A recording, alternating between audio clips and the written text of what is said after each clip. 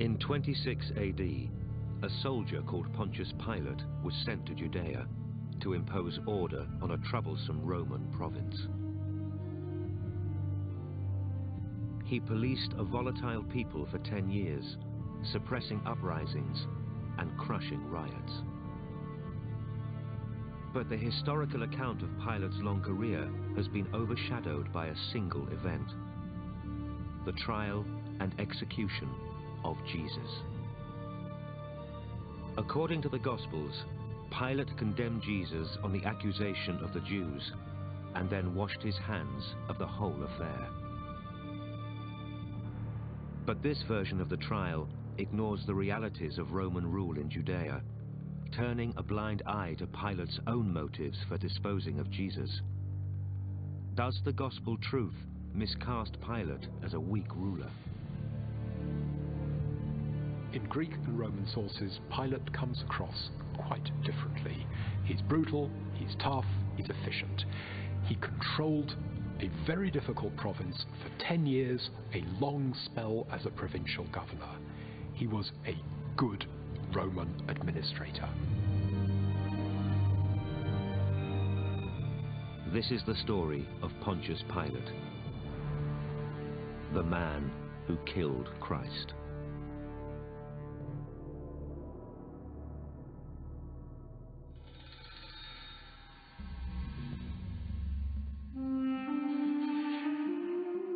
Jerusalem, crucible of world faiths, but a city cursed by a weight of religious enmity.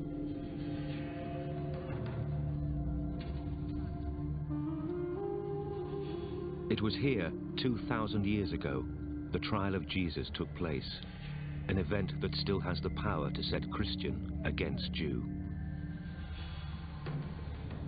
The trial was Roman justice. A Roman prefect judged an enemy of Rome and meted out a Roman punishment: crucifixion. Yet the accepted account derived from the Gospel absolves Pilate of real blame. It's the Jews who surround Pilate's palace and coerce him to do their dirty work. What should I do then with Jesus, who is called Christ? Pilate asked.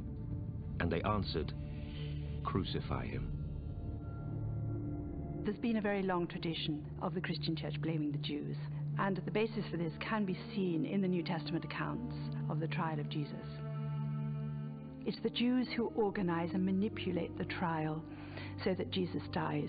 The Romans are the unwilling participants who never want to see this, who would stop it if they could. This is completely spurious history. It is also the root cause of Christian anti-Semitism. The pogroms of medieval Europe, even the Holocaust itself, can be traced back to the scene in Matthew's Gospel where Pilate washes his hands. And the Jews accept upon themselves the blood guilt, a curse that has haunted them ever since.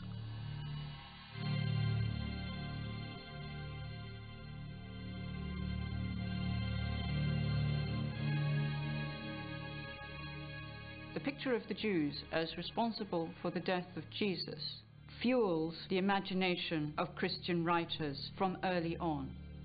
And by late antiquity, medieval times, and well into the modern era, it poisons the minds of ordinary people who see in their Jewish neighbors, so many centuries afterwards, the killers of Jesus in first century Jerusalem.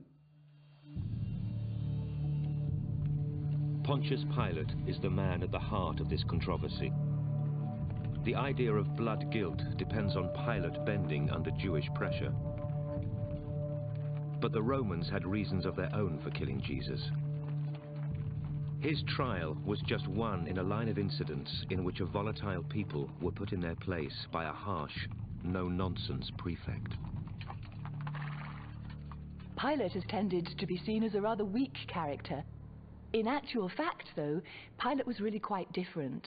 What we know about him from outside sources shows a competent, strong governor, not at all the weak character of the Gospels. The Roman historian Tacitus wrote, "The Romans make a desert, and they call it peace. After 20 years as a Roman province, by 26 AD, Judea was still in a brutal stage of colonization. Tax rebellions had plagued the lives of Pilate's predecessors. A generation later, Judea would erupt in open revolt. Pilate arrived here with the job of securing a Roman peace. Judea was a pretty important place strategically. It was on the western edge of a very unsettled area, what we would now consider the Middle East. And so the men who were sent there from Rome tended to be soldiers first and diplomats second. If you look at the other governors of Judea, if you look particularly at those who preceded Pilate, they were a pretty violent bunch. We, after all, have only 3 crucifixions to attribute to Pilate, but Governor Gratus, who went there before him, crucified 200 at least. They were quite nasty men, most of them. The very name prefect shows us that Pilate's responsibility here in Judea was primarily a military one, because prefect is a military position. And most of the people would probably have had a military background. They would have been men who'd perhaps served in the armies in Germany, perhaps, or in the East. The emperor would have got to know about them, heard about their military successes, and thought that they would be useful in a province.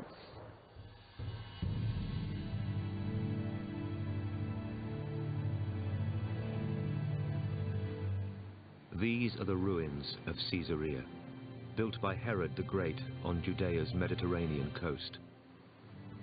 The Romans annexed Judea after Herod's death, and Caesarea became the imperial HQ. It was a world of baths and temples and marble terraces, an oasis of Roman civilization in a hostile land. Pilate lived here, a world apart from the Jews he'd come to govern. He had very probably met Jews before he went to Judea. There was a Jewish ghetto in Rome. Obviously, the ordinary Romans didn't go into it much, but they knew strange things about it, that the women were kept hidden, for example, that Jews never ate pork, that they didn't work on the Sabbath, which made Romans think they were dead lazy, and that they were circumcised. Romans were pruriently interested, they were fascinated by circumcision. So when Pilate goes to Judea, suddenly all these stories are all around him, and he has to deal with these very peculiar people. He's probably laughed at them in Rome and left them alone. Now he's got to work with them somehow. There was one famous story the Romans told about the Jews. When the Roman general Pompey ransacked Jerusalem a century earlier, he stormed the Temple of Solomon and entered the Holy of Holies, looking for treasure to loot and statues to destroy, but he found nothing. Just an empty space. It begged a question: how do you conquer a people with an invisible God?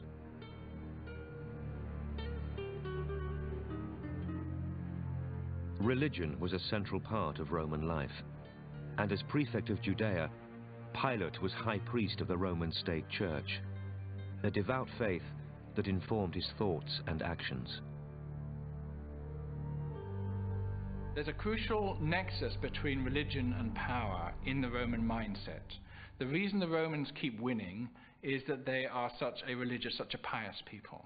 And the fact that they keep winning proves that God rewards their piety. So it was natural for the Romans to be both militarily very brutal and religiously very pious. And therefore it was taken for granted that the way to ensure continued success is to have a strong military presence on the ground and to keep worshipping the gods as they should be worshipped.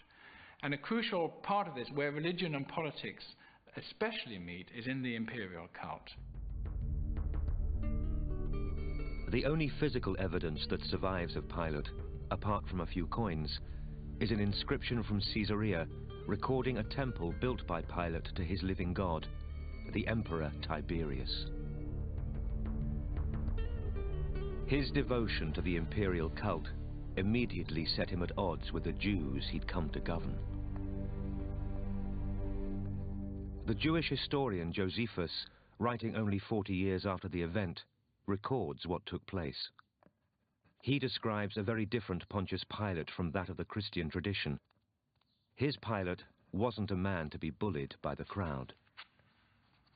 He sets down that Pilate's first act as prefect was to send fresh troops into Jerusalem.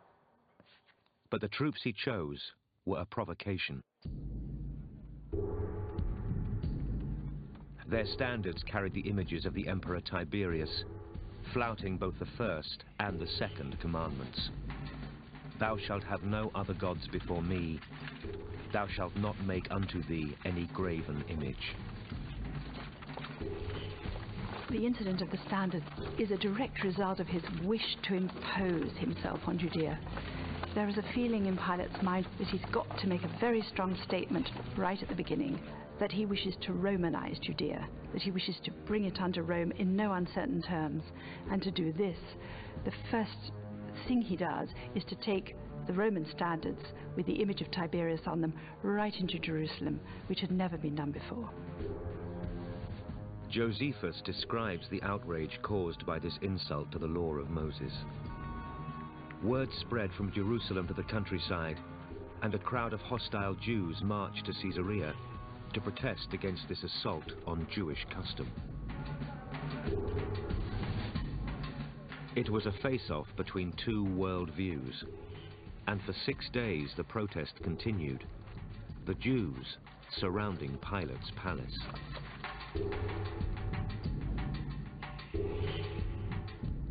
Pilate had underestimated how different Judea was from other provinces of the empire. Elsewhere, the emperor was worshipped alongside local gods, but the Jews would worship none but their own one God. For Pilate, to back down would be an insult to the emperor himself. Pilate, a soldier first, a diplomat second, staged a confrontation. He summoned the crowd to a stadium and sat on a dais above them, as if to answer their petitions. Instead, on his signal, troops surrounded the Jews in an act of blatant intimidation.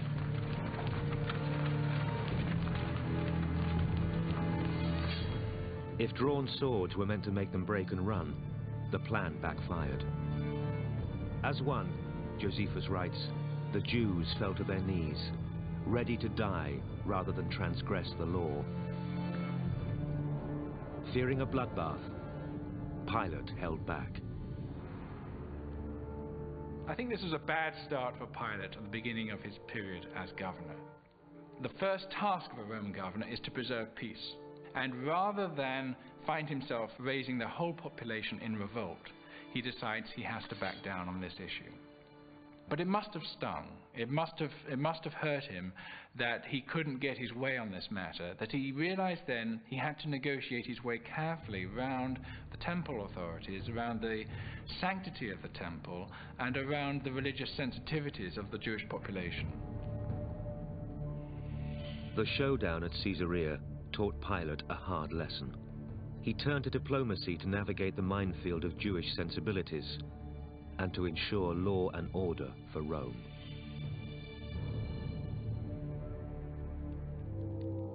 In 29 AD, Judea was a nation craving liberation, fulfillment of the ancient Jewish prophecy of freedom under God's rule. The Jews had a very long tradition of enslavement to foreign powers. The exile in Egypt, liberated by Moses. Captivity in Babylon, subjugation to the Persians, domination by the Greek rulers of the Seleucid Empire. This sequence of foreign domination stimulated the Jews to believe in themselves as a special nation, to believe in the imminent arrival of a liberator, a deliverer, a Messiah, who would overthrow the foreigners and give the Jews back the land of milk and honey which they had been promised when in Egypt. North of Judea was the Galilee, a province so seditious the very word Galilean was synonymous with troublemaker. Here a rabbi had appeared, who'd soon fall under the watchful eye of Pontius Pilate. He preached of the coming kingdom of God He was, in his way, a revolutionary. If we mean by revolutionary someone who is specifically targeting Roman power, then I don't think Jesus is a revolutionary in that sense. If we mean by it, did Jesus expect a radical change of political circumstances? The answer, I think, is yes, because he's talking about the coming of the kingdom of God. And the coming of the kingdom of God is going to completely reorder power relations. That will affect everybody, from the Roman governor down to the lowest person in the street.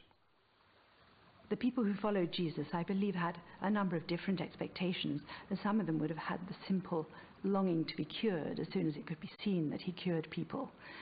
Some were following him as a persuasive speaker, and I think others clearly wanted political deliverance from this man, even though he was a mere man and had no army with him or anything of that sort.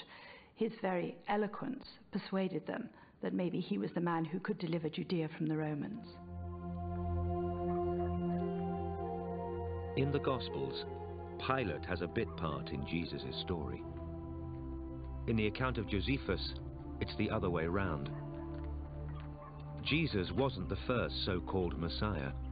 Josephus lists several men before him who'd focused Jewish hopes.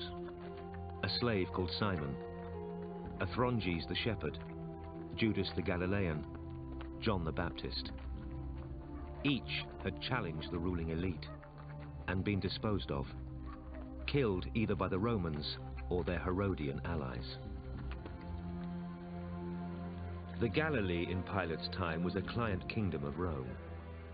Responsibility for keeping order there was delegated to the second son of Herod the Great, Herod Antipas.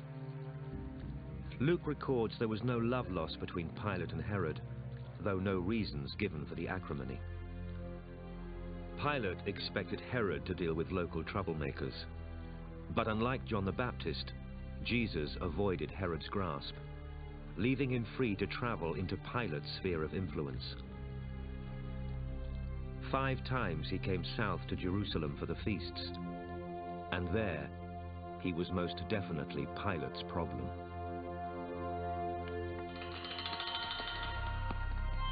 The most volatile moments as far as the Roman government was concerned were the Jewish festivals in Jerusalem, because there you have massive crowds of pilgrims gathering from all over Judea and from Galilee and from all around the Jewish diaspora, east and west, gathering for moments when the worship of God and when the sense of the identity of the nation is at its highest.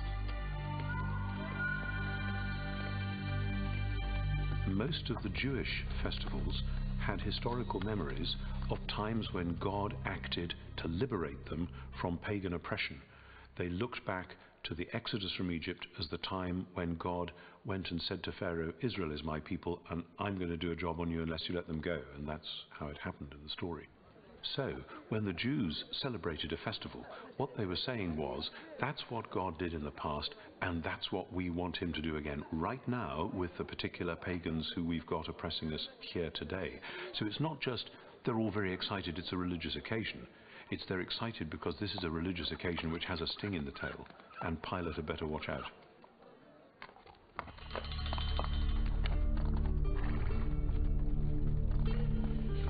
Three times a year, Pilate came to Jerusalem specifically to manage the volatile feast days. He brought fresh troops to bolster the Jerusalem garrison.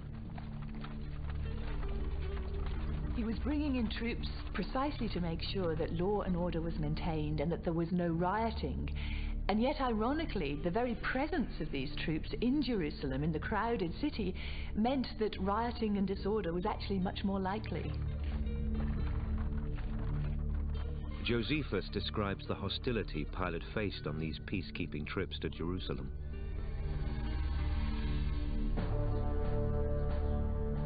He records crowds surrounding Pilate as he entered the city, besieging him with angry clamor. Pilate needed a strategy other than force to keep the crowd at bay. He employed a proven tactic used by prefects across the empire, forging alliances with the local aristocracy, the crowd's natural leaders. In Pilate's case, that meant the temple priests. Rome had only a very small administration in any of its provinces, and Pilate actually had very few troops at his disposal. And so he would have depended to a large extent on the native authorities in Jerusalem for the day-to-day running of the country. It was the Jewish aristocrats, the high priest, Caiaphas, the chief priests generally, who would have been responsible for maintaining law and order. It was these aristocrats who were important in mediating the will of the people to the governor, and of course the will of the governor to the people. Pilate has the power ultimately to control what goes on in Jerusalem because he can hire and fire high priests. So they owe their very position as high priests to the favor of the governor. And therefore, to some extent, they're quisling figures who only remain in power so long as the superior Roman authority wants them to be there. The problem for Pilate was that the people's loyalty to the priests was under strain.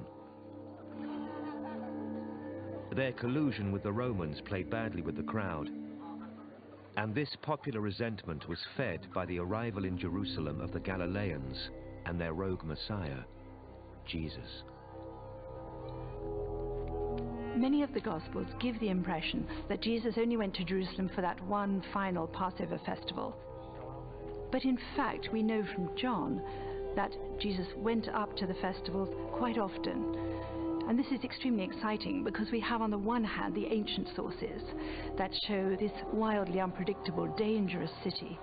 On the other hand, we have the Gospels saying Jesus was there, whipping up the crowd or doing his part to make them even more excited, adding to the difficulties and tensions of the whole place. I suspect the Romans were pretty puzzled about Jesus. They would have had quite good records. We know that Roman governors had spy networks and they kept information on potential troublemakers. They were pretty efficient at that sort of thing. And so the Romans are thinking to themselves when they get these reports about Jesus, who is he? What's he up to? What's his game? And it doesn't fit any of the normal models. They will have seen him as a potential threat because anyone who's gathering crowds is a threat. Anyone who is talking about God's kingdom is a threat. Anyone who knows anything about first century Judaism knows that kingdom of God talk means we want God to be king, not Herod, not Caesar, etc. Nevertheless, he wasn't doing the sort of things that you might have expected a kingdom of God movement to be doing. So I suspect they saw him as a potential enemy but weren't actually quite sure how that was going to play out. Jesus never preached directly against the Romans. When it came to Pilate's allies in the temple, it was another matter. He attacked the priests as hypocrites and stirred up the crowd, challenging the supremacy of this Jewish elite. As far as we can tell, Jesus' attitude to the temple is that it was a wonderful central institution put there by God for Israel to come and worship and know God, but that now it was being made redundant. And as a sign of that redundancy, the present corruption of the priests and their eagerness for money and so on was just a symptom of something much deeper. Because Jesus was going around Galilee and Judea acting as if he were the temple in person. I mean, it's bizarre to say that. But when he says out there on the street, "My child, your sins are forgiven," everybody would think, you normally have to go to the temple to do that stuff. It's like a private individual approaching you on the street and offering to issue you a passport or a driving license. And it's not, does he think he's God? It's more, he is acting as if he is the place where and the means by which Israel's God is doing what he normally does in the temple. And that means that when he comes to Jerusalem, the place simply isn't big enough for both of them. Blasphemy! Blasphemy! Blasphemy! The Gospel of John describes a scene in which outraged priests attack Jesus for his presumption and urge the crowd to stone him. Blasphemy! It was Pilate's job to police this kind of incident and take action against anyone who threatened the status quo.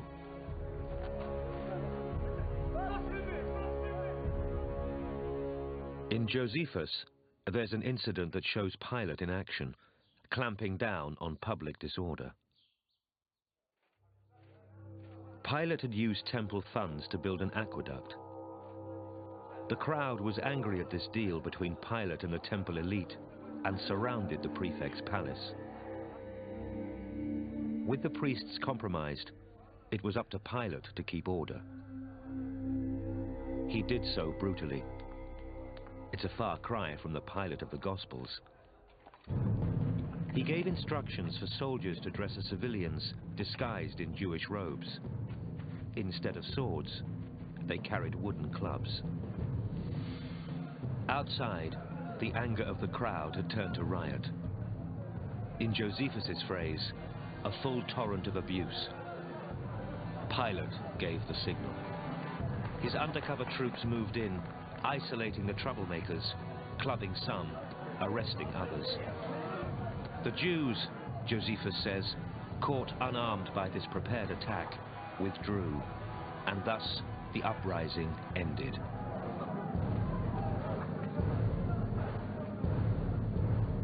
I think what you see here in this incident, compared to the earlier one with the standards, is that Pilate has learnt something of a lesson.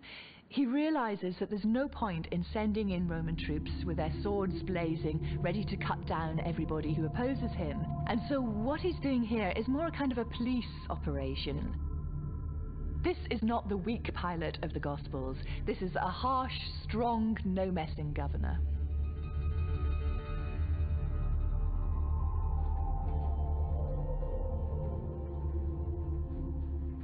The Gospels make no direct mention of the aqueduct riot. But there are cryptic clues hinting at these events. Luke talks of the Galileans whose blood Pilate mixed with their sacrifices.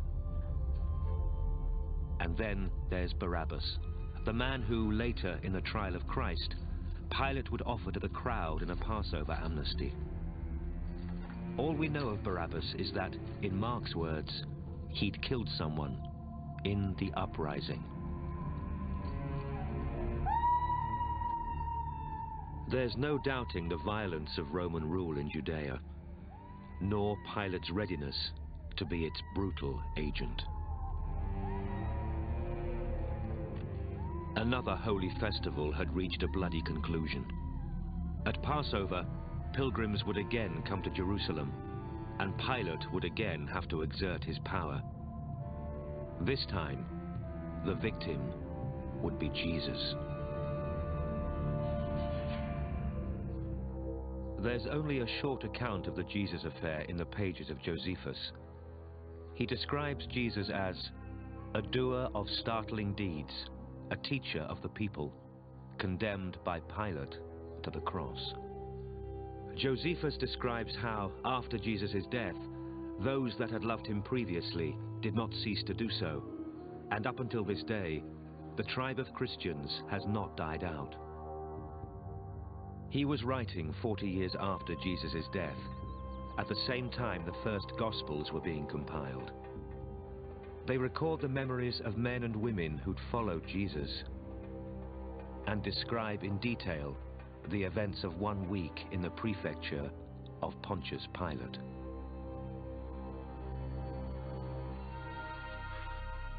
According to modern scholarship, the date was Passover, AD 30. In that week, the Rabbi Jesus made a public display of his messianic claims. His entry into Jerusalem on a donkey was loaded with symbolic meaning. The crowd understood the reference to ancient prophecies. This was how the king would come. It was a challenge to all earthly authority.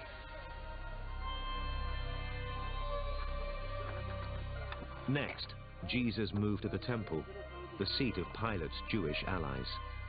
Here, he hit out against the money changers. These men were fulfilling a religious function, changing impure pagan coins, and by attacking them, Jesus attacked the temple itself. It is written! But you have turned it into a den of robbers! This is an acted parable of judgment, of destruction. It's not a way of saying there's too much commercialization here, we need to clean the place up. It's not a way of saying we need to think about the meaning of the sacrificial system and do it with more integrity. It's a way of saying this whole show is finished. If the commotion in the temple forecourt had been kept out of sight of the Romans, this might have remained a purely Jewish affair. But the Antonia fortress overlooked the temple, and for the priests, that posed a problem. They wanted their ally Pilate to deal with Jesus, but it would have to be on their terms. If word reached Pilate of this disturbance, and he reacted hastily, sending in the troops, the consequence would be disastrous. If pagan soldiers had come into the temple, that would have destroyed the whole purity system that was so vitally important to the temple, and it would have effectively made the whole feast, the whole cultic activity, null and void. To worship the one true God was the duty of the chosen people, not just for Israel, but for all mankind. Any disruption of this ancient ritual would upset the balance between God and man and have cosmic implications. Jesus was offering an alternative path to God, and this blasphemy threatened the smooth running of the Passover. It was vital Jesus be dealt with at the earliest opportunity, but outside the temple perimeter. According to Josephus, Pilate condemned Jesus because of an accusation made by the leading men amongst us. And there's no doubt the temple aristocracy played their part in Jesus' death. But over centuries of Christian tradition, that fact has become dangerously blurred, with all Jews damned by the actions of the temple elite. What we have to remember about the Gospel accounts is that they emerge from a Jewish world. The Gospel writers were Jews. When they wrote about the bitter conflict between the followers of Jesus and those who they believed had condemned Jesus to death, they wrote as Jews in conflict with other Jews. When the Gospels were read later by people who were not Jews, who did not understand inner Jewish controversies, the Jews were read as a very alien group, very other, and the Gospel's hostility towards the Jewish authorities is read as hostility towards all Jews of all times. At some point, an agreement was reached between Pilate and the priests, and plans made for Jesus to be arrested at night, away from the temple and out of sight of the crowd. Pilate's motives are clear. Jesus was a troublemaker who undermined his temple allies and threatened the peace of the Passover. But most of all, it was the title Messiah that provoked Pilate. Messiah, the Anointed One, Jesus, the King of the Jews. It was a direct challenge. When he was crucified, there was a placard over Jesus' head saying, "The King of the Jews." That seems to have been the charge on which he was presented to Pilate, that this man is making himself out to be the King of the Jews. And that is a title that Pilate would instantly recognize as a political claim which directly challenges Pilate's own and Roman rule in the nation. Pilate perhaps saw this as an opportunity to make it as clear as possible and as public as possible that Roman rule would not tolerate anybody claiming to be the King of the Jews. That night in Gethsemane, the temple guard did not act on their own. John's Gospel records the presence of a speira of soldiers. The Greek word means cohort, 500 Roman troops. Maybe it's an exaggeration, but it fits the picture of Pilate drawn by Josephus, the military prefect determined to clamp down on civil disorder. The next day, Pilate would try Jesus and execute him under Roman law, making Jesus an example to all those who question the authority of Rome.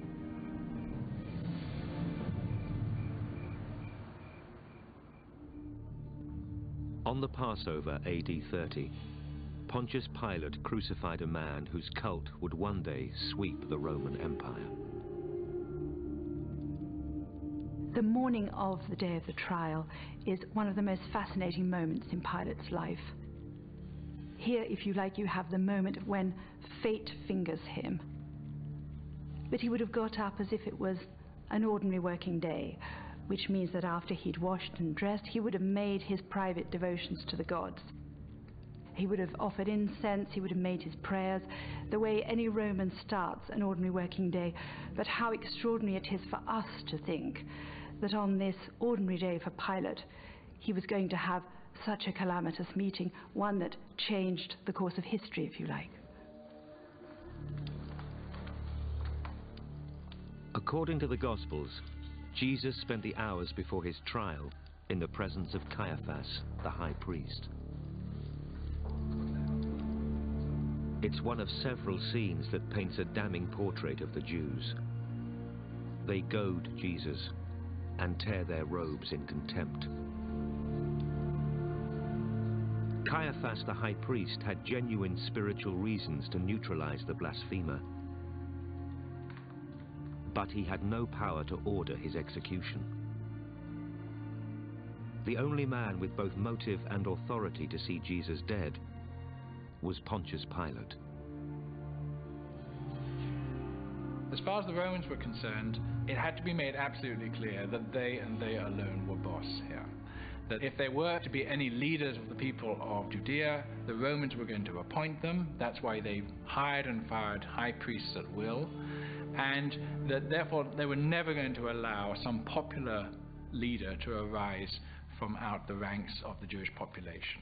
The Romans were used in other provinces to native revolts, to people taking on kingly roles or leadership roles in Gaul, for instance, or in Britain. And their reaction was always swift and merciless. Put this down, we can't allow this. In John's account of the trial, the priests remained outside the palace to preserve their purity for the feast that would begin later in the day. Pilate came out to meet them, and right from the start he engaged in power play. "Take him yourselves," he said, "and judge him by your own law." "But we have no power to execute anyone," the Jews replied. His authority established, Pilate returned to the palace, and he called the prisoner inside for a private audience. The priests were left outside, excluded from the process of Roman law.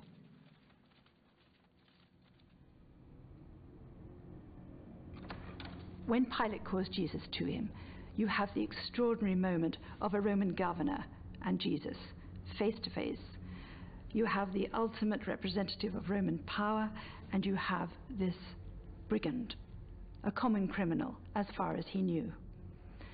And you have this extraordinary dialogue between them, which I think is Pinteresque, in that Pilate keeps asking questions, and Jesus doesn't answer his questions, he answers something else.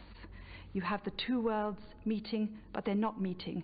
They're not meshing with each other. They don't understand. Do you know what they're saying about you?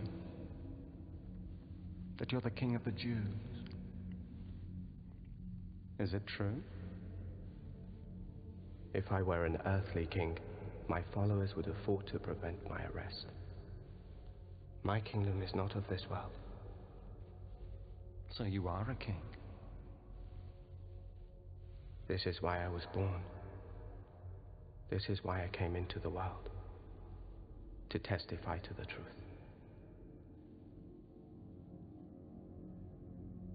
What is truth?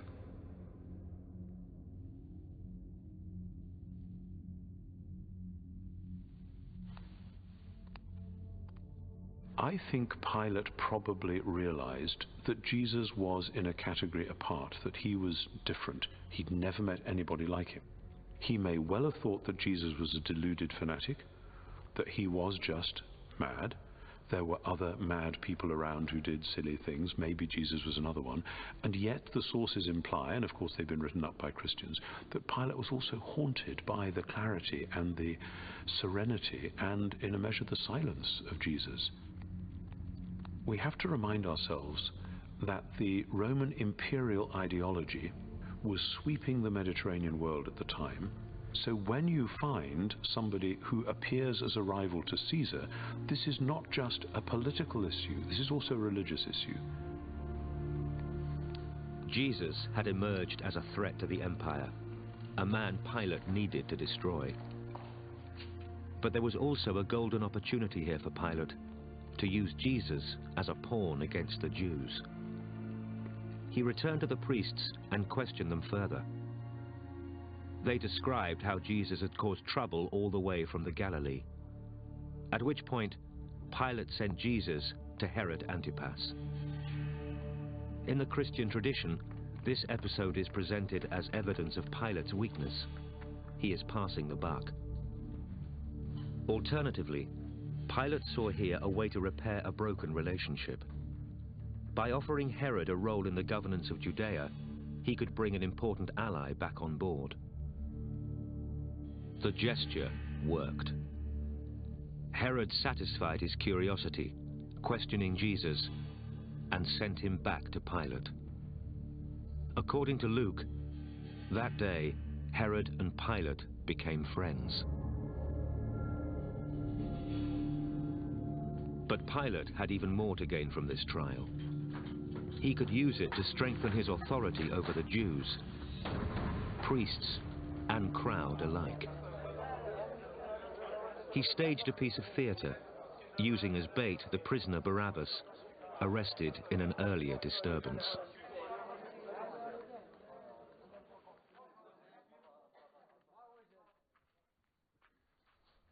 It is your custom for me to release to you one prisoner at the time of Passover. Should I release Barabbas or the King of the Jews? Barabbas! Barabbas! The different motives of the crowd were twisted to Pilate's advantage. The priests would call his way, as would devout Jews, swayed by the priest's opinion. Others would see in Barabbas a man worth saving, a more active freedom fighter than Jesus ever was.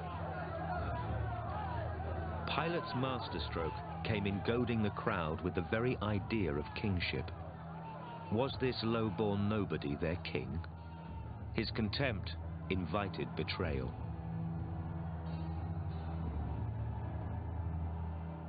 Pilate recognizes here a chance to establish as clearly as can possibly be established that the Jewish people do not have and will never have somebody they recognize as King of the Jews.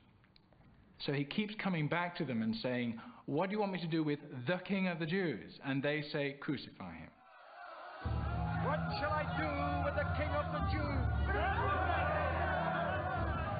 And every time he uses that title, and every time they reply, crucify him, he is forcing them to concede that they do not have ultimate power, that no king of the Jews can arise here, that, as they put it in the Gospel account, we have no king but Caesar. Shall I crucify your king?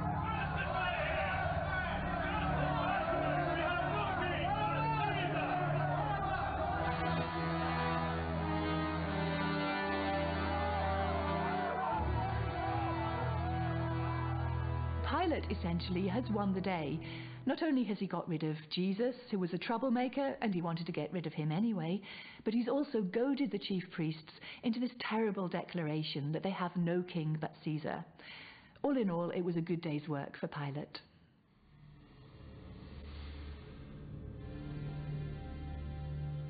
This interpretation of the trial is a version of history that fits the picture in Josephus of a strong, no-nonsense prefect. In the Gospels, there are glimpses of quite another man. A troubled governor haunted by the idea his victim might be innocent. A governor who receives a letter from his wife mid-trial. She'd had a dream about this just man. In this version of history, Pilate is the unwilling Gentile who senses the divinity of Christ and is bullied by the Jews into ordering his death.